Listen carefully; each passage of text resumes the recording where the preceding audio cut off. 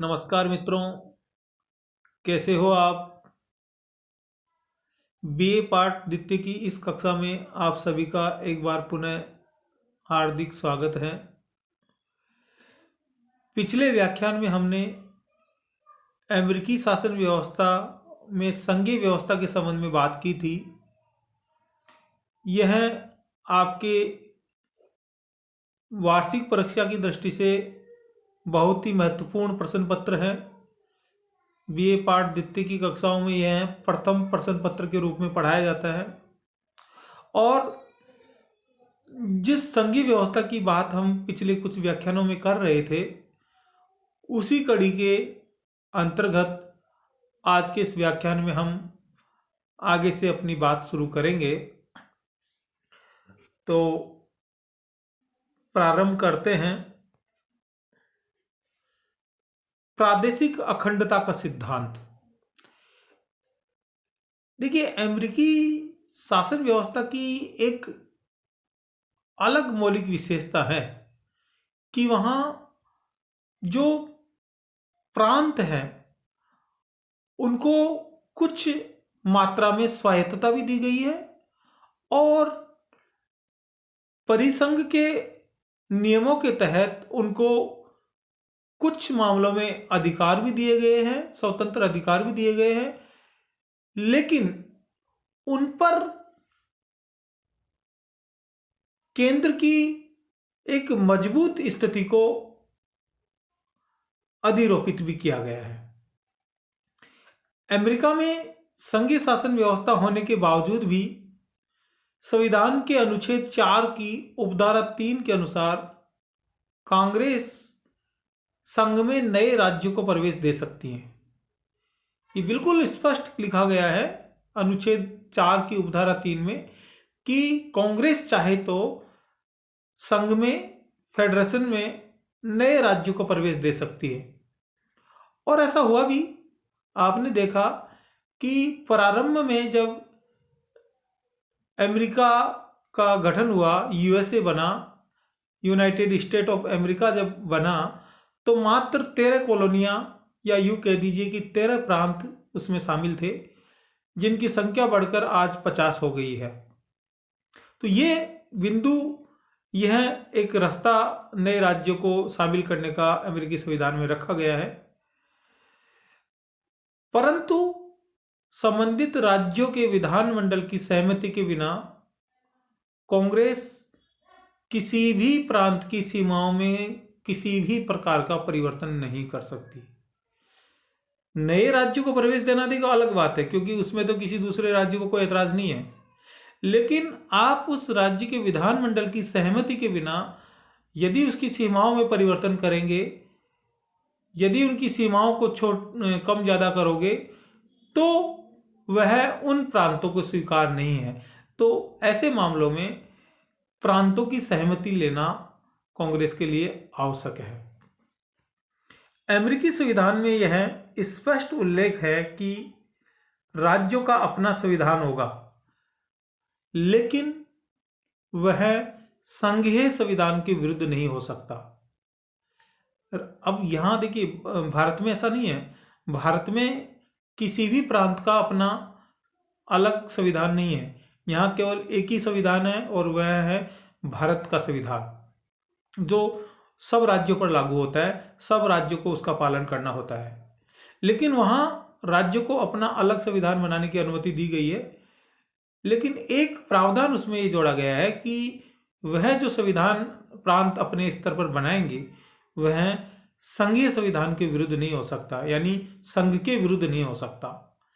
राज्य गणतंत्र शासन प्रणाली अपनाएंगे, ये बात भी वहाँ सुस्पष्ट है कि गणतंत्रात्मक शासन प्रणाली अपनाएंगे। अब जैसे यहाँ भारत में भी जो राज्यों में गवर्नर होते हैं, वे इसी प्रकार इसी परंपरा का हिस्सा है, लेकिन यहाँ थोड़ा अंतर है, क्योंकि यहाँ जो गवर्नर होते हैं वे प्रत्यक्ष या अप्रत्यक्ष रूप से जनता द्वारा निर्वाचित नहीं होते।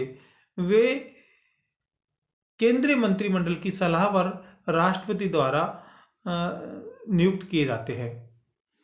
तो वहाँ अमेरिका की बात कर रहे हैं, वहाँ गणतंत्र शासन प्रणाली सभी प्रांतों को अपनाना होगा और गवर्नर जनता द्वारा चुने जाएंगे। मैंने कहा ना कि गणतंत्र शासन प्रणाली में का मूल सिद्धांत ही ये है कि जो राज्य प्रमुख या राष्ट्र प्रमुख जो होता है वह जनता द्वारा प्रत्यक्ष या अप्रत्यक्ष रूप से चुना जाना आवश्यक है। राज्य विधानमंडल उन्हें महाभियोग प्रक्रिया से हटा सकता है। यदि मान लो कभी किसी प्रांत का गवर्नर संवैधानिक दायरे का उल्लंघन करता हो या राष्ट्रद्रोह करता हो या कदाचार या भ्रष्टाचार किसी भी ऐसे आचरण में लिप्त हो जो उसकी गरिमा और उसके पद की गरिमा के विरुद्ध हो, तो राज्य विधानमंडल उसे महाभियोग प्रक्रिया से हटा सकता है। अंतर्निहित शक्तियों का सिद्धांत। अमेरिकी संविधान विश्व का सबसे छोटा लिखित संविधान है। सबसे छोटा लिखित, मात्र 7 अनुच्छेद है वहां।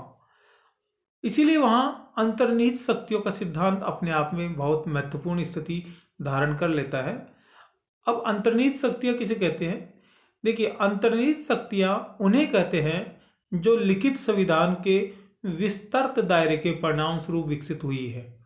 यानी जो लिखित संविधान है उसके विस्तृत दायरे के परिणाम स्वरूप विकसित होती है जो परंपराएं, जो कानून, जो विषय, उन्हें अंतर्निहित शक्तियां कहते हैं। अंतर्निहित शक्तियों का सिद्धांत तथा नियंत्रण एवं संतुलन का सिद्धांत अमेरिकी संविधान की महत्वपूर्ण विशेषताएं हैं। ये दोनों ही सिद्धांत अमेरिकी संविधान की महत्वपूर्ण विशेषताएं हैं जिसके माध्यम से संविधान की महत्वपूर्ण गतिविधियों का संचालन होता है। प्रारंभ में अमेरिका में 2 विचारधाराएं प्रचलित थी और ऐसा आपने कई देशों में देखा होगा। जैसे ब्रिटेन में भी प्रारंभ में 2 विचारधाराएं प्रचलित थी और फिर उनके आधार पर 2 दल बने। ऐसा ही यहाँ अमेरिका में भी देखने को मिलते हैं। 2 विचारधाराएं प्रचलित थी, एक तो संघवादी और दूसरा संघ विरोधी। जो संघवादी गुट था उसमें हैमिल्टन, मेडिसन आदि लोग थे जो संघ को अधिक शक्तियां देने के पक्ष में थे, और जो संघ विरोधी थे उनमें जेफरसन और उनके कुछ साथी थे जो संघ को सीमित शक्तियां देने के पक्ष में थे। तो इन दोनों में यहीं से इन दोनों में वैचारिक मतभेद रहता है और इसी मतभेद के आधार पर बाद में अमेरिका में 2 विचारधाराएं सक्रिय रूप से शासन व्यवस्था में अपनी भूमिका निभाती है और उससे फिर 2 राजनीतिक दल उभर कर सामने आते हैं जो आज भी चल रहे हैं, एक रिपब्लिकन पार्टी और एक डेमोक्रेटिक पार्टी। ये इन्हीं विचारधाराओं का परिणाम है। अमेरिका में कोई कार्य निहित शक्तियों के अंतर्गत आता है या नहीं, इसका निर्णय सर्वोच्च न्यायालय करेगा कि कौन सा कार्य निहित शक्तियों के अंतर्गत आता है या कौन सा कार्य निहित शक्तियों के अंतर्गत नहीं आता। यह सिद्धांत राष्ट्रीय सरकार से संबंधित है या प्रांतीय सरकारों से संबंधित है, इसका निर्णय भी सर्वोच्च न्यायालय करेगा। ये सर्वोच्च न्यायालय को यह अधिकार दिया गया है। उदाहरण के लिए, फॉर एग्जाम्पल, उदाहरण के लिए संविधान में कांग्रेस को युद्ध की घोषणा करने की शक्ति प्रदान की गई है। ये कांग्रेस को युद्ध की घोषणा करने के संबंध में शक्ति दी गई है। इसके आधार पर कांग्रेस ने, अब देखिए, केवल युद्ध की घोषणा करने की शक्ति संविधान में कांग्रेस को प्रदान की गई है संविधान के माध्यम से, लेकिन इसके आधार पर, केवल युद्ध की घोषणा के आधार पर कांग्रेस ने संधि, समझौता, कूटनीतिक प्रयास आदि शक्तियां भी स्वतः ही अर्जित कर ली। यानी युद्ध से जुड़े हुए जो अन्य विषय थे, संधि, समझौता, कूटनीतिक प्रयास, ये जो इससे युद्ध से जुड़े हुए विषय थे, इनके संबंध में भी कांग्रेस स्वतः ही शक्तिशाली हो गया। तो इसको अंतर्निहित शक्तियां कहते हैं कि एक विषय के होने से दूसरा विषय अपने आप निकल कर आता है, तो इसको अंतर्निहित शक्तियां कहते हैं। जैसे विदेशी व्यापार के साथ साथ कांग्रेस ने रेल एवं सड़क यातायात, टेलीफोन, बैंकिंग, विनिमय केंद्र, रेडियो आदि से संबंधित विषयों पर भी नियंत्रण की शक्ति स्वतः ही प्राप्त कर ली है। क्योंकि जब विदेशी व्यापार, तो व्यापार बिना परिवहन के नहीं हो सकता, व्यापार बैंकिंग के बिना नहीं हो सकता, व्यापार विनियमन केंद्र के बिना नहीं हो सकता और व्यापार संचार के बिना नहीं हो सकता। तो जो व्यापार से जुड़े हुए जो विषय थे उनके संबंध में कांग्रेस ने स्वतः ही शक्ति प्राप्त कर ली। तो इसको कहते हैं अंतर्निहित शक्तियों का सिद्धांत। यानी एक ही विषय से जुड़ी हुई अन्य शक्तियां भी स्वतः ही उसको मिल जाती है और उनमें उन पर कानून बनाने का अधिकार स्वतः ही उस अंग को प्राप्त हो जाता है। अमेरिका में संघीय केंद्रीयकरण के प्रमुख कारण। संघीय केंद्रीकरण के ये जो यूनियन सेंट्रलाइजेशन जो हो रहा है उसके प्रमुख कारण वर्तमान में अमेरिका में संघीय सरकार की शक्तियां बहुत व्यापक हो गई है और इतनी व्यापक हो गई है कि प्रांतीय सरकारें किसी भी प्रकार की मनमानी नहीं कर सकती तथा ना ही संघ के विरुद्ध कोई काम कर सकती है। मतलब प्रारंभ में तो इकाइयों को बहुत अधिक स्वतंत्रता थी कई विषयों में, लेकिन धीरे धीरे उनकी स्वतंत्रताएं सीमित होती गई और केंद्र शक्तिशाली होता गया और उन विषयों पर जिनमें प्रांतों को स्वायत्तता थी उन विषयों पर भी केंद्र ने अब अधिकार कर लिया है। अमेरिका में इसके प्रमुख कारण वर्षों का ऐतिहासिक अनुभव और वहाँ की शासन व्यवस्था का विशिष्ट ढांचा है। वर्षों का ऐतिहासिक अनुभव, जैसे कई बार अपने यहाँ भारत के संबंध में बात करते हैं कि भाई भारत में सर्वोच्च न्यायालय है और वो भी एकीकृत सर्वोच्च न्यायालय की व्यवस्था की गई है। इसी प्रकार भारत में महत्वपूर्ण विषय केंद्र को दिए गए हैं। तो ये क्या है, क्योंकि संविधान निर्माता ये चाहते थे कि केंद्र को हर स्थिति में मजबूत बनाए रखा जाए, नहीं तो जैसी स्थिति औपनिवेशिक शासन में पहले हुई ऐसी स्थिति कहीं दोबारा नहीं हो जाए, ऐसा अंदेशा था। तो इसलिए उन्होंने केंद्र को मजबूत रखने पर बल दिया और ऐसा ही अमेरिका में भी है, क्योंकि वहाँ भी ऐतिहासिक अनुभव सही नहीं रहा। वो भी औपनिवेशिक परतंत्रता से स्वतंत्र होकर अस्तित्व में आया है। अमेरिका में गृह युद्ध, यानी जो वहाँ गृह युद्ध चला काफ़ी वर्षों तक, लगभग 4 साल तक, 1861 से 1865 तक। निहित शक्तियाँ, जो एक शक्ति दूसरे के अंदर निहित है, यानी एक विषय दूसरे के अंदर निहित है या दूसरे विषय का उप विषय है, उसमें से निकलता है। न्यायिक निर्णय, राज्यों को प्रदान किया जाने वाला सहायता अनुदान, राष्ट्र की अंतर्राष्ट्रीय स्थिति, केंद्र के प्रति जनता का बढ़ता लगाव आदि सब कारणों से केंद्र की शक्तियों में वृद्धि हुई है और केंद्र मजबूत हुआ है। लेकिन इसका मतलब ऐसा नहीं है कि प्रांत कमजोर हो गए, कि केंद्र की मजबूती के साथ साथ प्रांतों को भी बल मिला है, प्रांत भी मजबूत हुए। क्योंकि जब कोई इकाई मजबूत होती है तो उसका हिस्सा फिर उसके अन्य अंगों को भी मिलता है।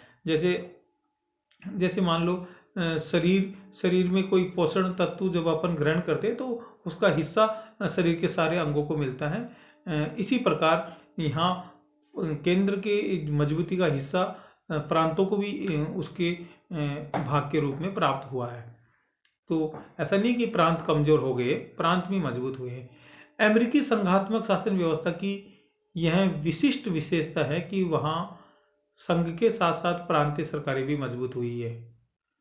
जैसे प्रांतों के कार्य क्षेत्र में वृद्धि हुई है, पुलिस, चुनाव व्यवस्था, राजनीतिक दलों का आधारभूत ढांचा आदि सभी प्रांतों से जुड़े हुए हैं और इनकी जड़ें प्रांतों में निहित है। तो जब ये मजबूत होती है, राजनीतिक दल व्यवस्था मजबूत होती है, जब पुलिस व्यवस्था मजबूत होती है, जब चुनाव व्यवस्था सुदृढ़ होती है, तो फिर स्वतः ही प्रांत मजबूत हो जाते हैं, स्वतः ही प्रांत समृद्ध हो जाते हैं। तो प्रांतों को भी उसका हिस्सा मिला है। जैसे एक मैं आपको छोटा सा उदाहरण देता हूँ कि जब कोई किसी परिवार में कोई एक व्यक्ति सरकारी सेवा में कार्यरत होता है तो उसकी सरकारी सेवा का लाभ परिवार के अन्य जो कमजोर लोग होते हैं, अन्य जो मतलब आर्थिक रूप से विच्छिन्न लोग जो होते हैं, उनको भी उसकी आर्थिक स्थिति का लाभ मिलता है। तो ये वैसी स्थिति है कि जब केंद्र मजबूत होता है तो उसका हिस्सा प्रांतों को अवश्य मिलता है। तो ये मैं समझता हूँ कि ये व्याख्यान आपके लिए काफ़ी लाभप्रद रहा होगा। आपने मेरी बात को ध्यान से सुना, इसके लिए आप सभी को बहुत धन्यवाद।